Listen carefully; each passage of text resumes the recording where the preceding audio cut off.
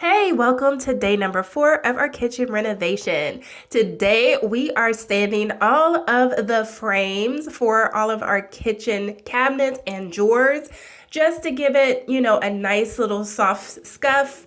And we are also going to be doing our first coat of the actual paint that's going to be going on our cabinets and our drawers.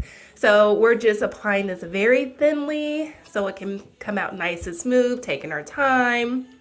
So at the end of day number 4, we were able to get all of the cabinets and drawers with the first coat of paint.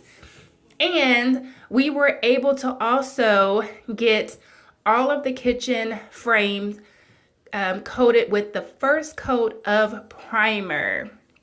So I'm so excited about the progress of the kitchen. It is coming right along.